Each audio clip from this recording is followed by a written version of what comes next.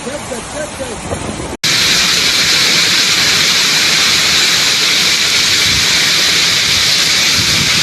qué me sirve cosas si ya está todo lleno de agua? Todo sucio, lleno de agua.